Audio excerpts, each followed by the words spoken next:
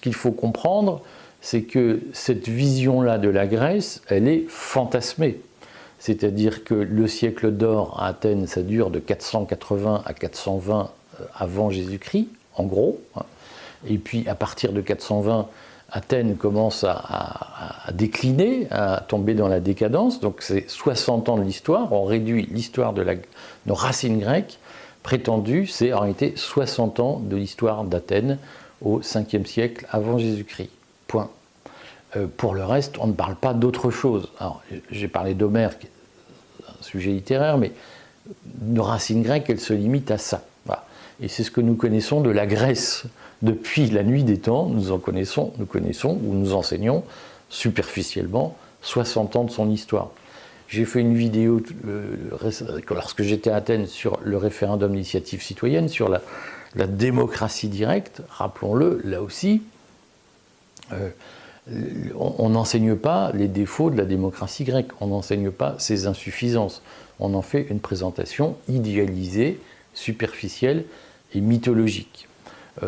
Ceux qui aujourd'hui adorent parler du contrôle de l'émission monétaire, de la banque centrale, etc., devraient se rendre, et qui pensent très souvent qu'ils sont les héritiers de la pensée grecque, ces gens-là devraient se renseigner sur l'économie grecque, et notamment sur le rôle des mines d'argent du Laurion, on appelait ça le Laurion, aujourd'hui ça s'appelle l'Avrio, devraient se renseigner sur le rôle de la production d'argent, sur la façon dont Athènes s'est enrichie en extrayant de l'argent du sol, avec des techniques, une économie, une logique de délégation de services publics, dont beaucoup de défenseurs de l'identité devraient interroger, hein, ou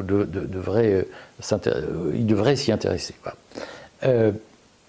Donc la connaissance que nous avons de la Grèce, c'est 60 ans idéalisés de l'histoire grecque. Point. Un point, c'est tout. Voilà. Est-ce que ça suffit à faire des racines grecques?